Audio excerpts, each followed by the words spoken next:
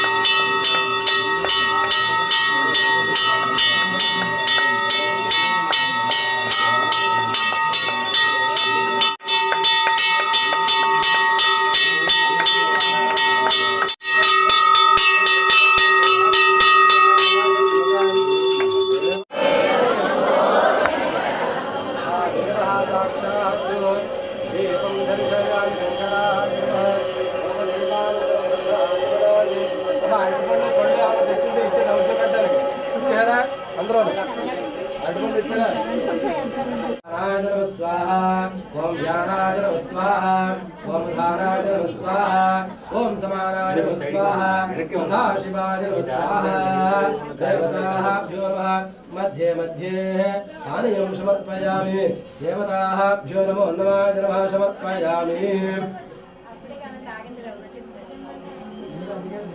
उत्तरोपासनं समर्पयामि हस्तो प्रक्षालयामि पादो प्रक्षालयामि आचमनं समर्पयामि निवेदनं समर्पयामि देवताभ्यो नमः ताम्बूलं न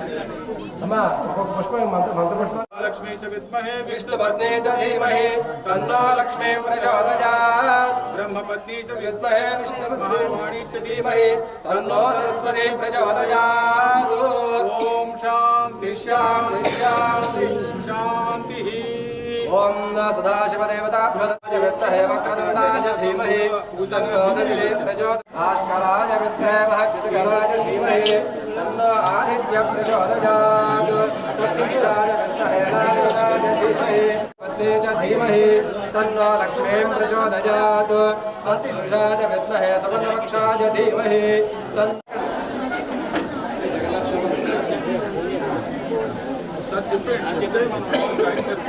సాగర్ గారు తర్వాత మన పక్కనే ఉన్నటువంటి దర్శనం చేసుకున్న అందరికీ కూడా మన ఆలయం ప్రాంగణంలో భోజనం తీసుకోరు ఆ పంచభూతాత్మ కాబట్టి పంచవేళ పొలాల అమావాస్య కాబట్టి యంత్రం తయారు చేశారు. ఈవేళ ఒక్కరోజు మాత్రమే అభిషేకం అది. మళ్ళా వచ్చే సంవత్సరం శ్రావణ బహుళ అమావాస్య నాడు మాత్రమే. కొద్ది రోజుల్లో అక్షరాలు పంచభూత యంత్రం అది. పంచభూతాలు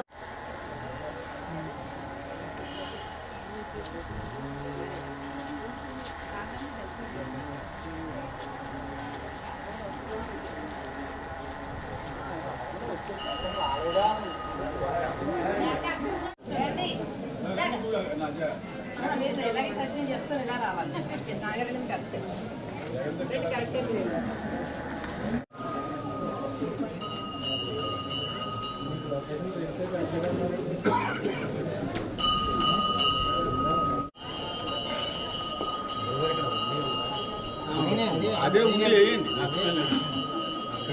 కోట్లు ఇచ్చేసినట్టే ఉండి ఒకటి ఏదైనా ₹1 ఉండీలు వేయాలి. ఏం మాటలు దేవుడు ఖర్చులకి ₹10 ఇచ్చి మళ్ళీ ఉండీలు వేయమండి. అసలే జగన్కి ఇచ్చేది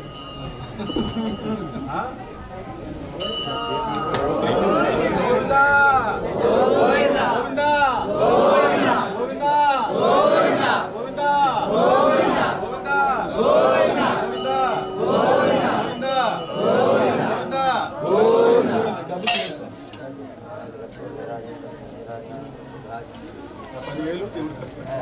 గోవిందా తీసుకున్నాడు. లోపలికి వెళ్ళి దండం పెట్టుకురా. లోపలికి వెళ్ళండి. మీరు ఎలా వచ్చే పక్కే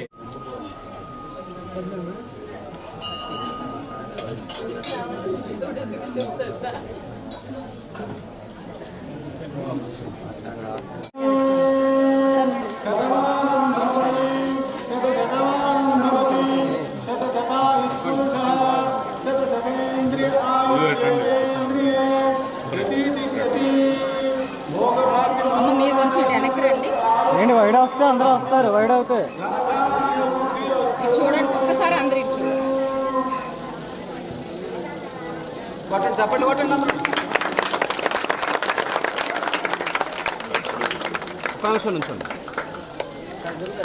కాలం నాటి యొక్క పరంపరలో కొవ్వూరు భూష్పాద క్షేత్రం యొక్క మనకి గౌతమ మహాముని వారు తపస్సులో ఉండేవారు. ఆయన యొక్క శిష్య పరంపర అంతా కూడా ఈ యొక్క గోదావరి నదీ తీరం వెంబడే కూడా అడవిలో ఉంటూ ఈశ్వర ధ్యానంలో ఉండేవారు. ఆయన యొక్క శిష్యులకి ఒక ఆయనకి స్వామివారి యొక్క యోగ దృష్టితో చూసి ఈ యొక్క ఇదంతా కూడా దండకారణ్యం, ఈ యొక్క అరణ్యంలో స్వామివారు భూమిలో ఉండగా ఆయన యొక్క దివ్య దృష్టితో చూసి ఆ స్వామివారిని అక్కడే బయటికి తీసి చాలా ఏళ్ళు ఆ స్వామివారు అనంత భోగేశ్వర వారిని పూజ చేశారు. ఇదంతా కూడా దండకారణ్యం, మారేడు వనం. ఈ యొక్క వనంలో అనంత భోగేశ్వర స్వామి వారు ఉండడం ఆ రోజు నుంచి కూడా ఆ ఋషులంతా కూడా పూజ చేయడం జరుగుతుంది. తరువాత కాలంలో 9వ శతాబ్దంలో మనకి రాజరాజ నరేంద్రుడి తాతగారు అయినటువంటి వారు 9వ శతాబ్దంలో వారి యొక్క రాజభటులతో పట్టిసీమ నుంచి విజయేశ్వరం వరకు కూడా వెతకగా 11 శివలింగాలు మనకి దొరికాయి. వారి ఋషులు ఎవరైతే పూజించారో ఈ యొక్క శివలింగాలన్నీ కూడా చాలా విశేషమైనవి. ఈ యొక్క శివలింగాలకు మన ఆలయాలు నిర్మిద్దామని రాజరాజ నరేంద్రుడి తాతగారు ఆయన యొక్క ప్రారంభించారు. 9వ శతాబ్దంలో ప్రారంభించగా 11వ శతాబ్దంలో ఈ యొక్క ఆలయం పూర్తయింది. చోళరాజు రాజా నరేంద్రుడి కాలం 1126 ఆయన యొక్క వచ్చే సమయానికి ఆలయం పూర్తయింది.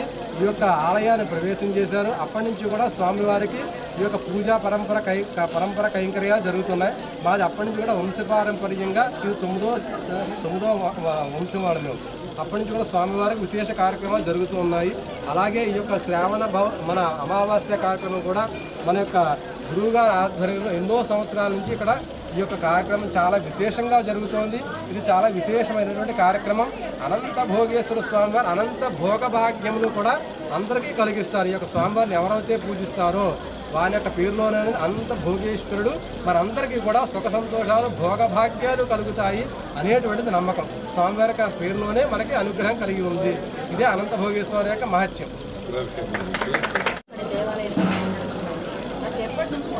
ఈ యొక్క యంత్రాభిషేకం చాలా విశేషమైనది. మనకి త్రిపాఠి పెద్దాపురం గురువుగారి ఆధ్వర్యంలో చాలా సంవత్సరాల నుంచి ఈ యొక్క కార్యక్రమం జరుగుతూ ముందుగా మేము మల్లాపురం వెళ్ళేవారు అడవిలోకి.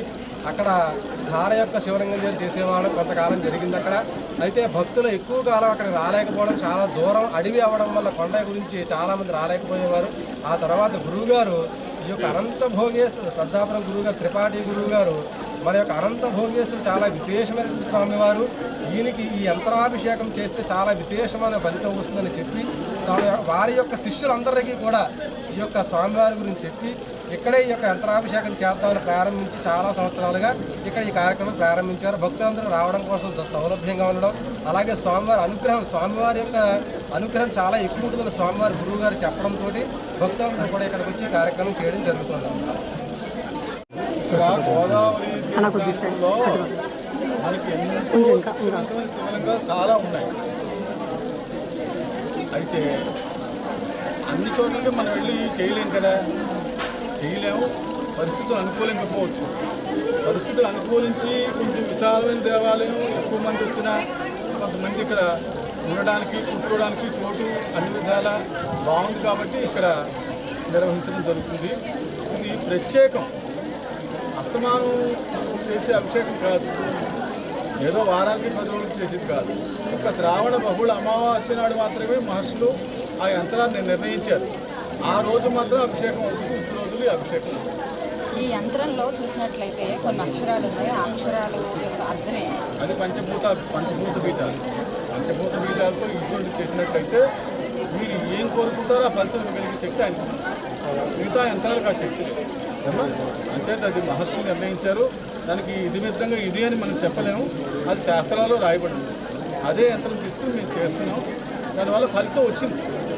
ఈ యంత్రం తీసుకొని అంటే దూరాలలో ఉన్నవారు ఈ యంత్రంతో పూజ చేసుకోవచ్చు. సంవత్సరాల్లో చేసుకోవచ్చు. అది ఏ విధంగా చేసుకోవచ్చు? శ్రావణ బహుళ అమావాస్య రోజు అమావాస్య గడుల్లో యంత్రాన్ని శివలింగం మీద పెట్టి మహాన్యాసపూర్వక ఏకవార అభిషేకం చేసుకుని నిర్ణయించుకోవచ్చు. తప్పలేదు. ఇది ఏ శివాలయంలో అయినా చేసుకోవచ్చు. ఎక్కడ ఏ శివాలయం చేసుకోవచ్చు, ఇక్కడే చేయాలని ఏం లేదు. ఇక్కడ పరిస్థితులు అనుకూలంగా ఉన్నాయి కాబట్టి నేను చేస్తాను. అంటే ఎక్కువ మంది ఇక్కడ నిలబడడానికి కానీ కూర్చోవడానికి కానీ ఒకవేళ అభిషేకానికి రావడానికి కానీ అనుకూలంగా ఉంది. ఇక్కడ ఈ ప్రాంతం అన్ని ప్రాంతాల నుండి ఇక్కడ రావడానికి బాగుంది. పైగా గోదావరి తీరం, గోదావరిలో స్నానం ఆచరించి అనంత భోగేశ్వరుడు చాలా శక్తివంతమైన మహిమగల శక్తిగల దేవుడు ఇక్కడ. అంచేత ఆయనకి చేయడంలో అది విశిష్టత.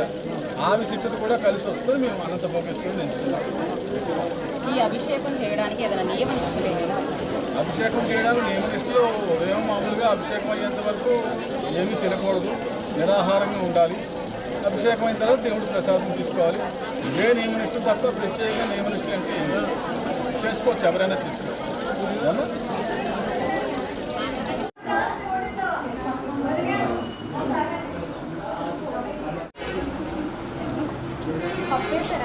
లేదండి వేయలేదు.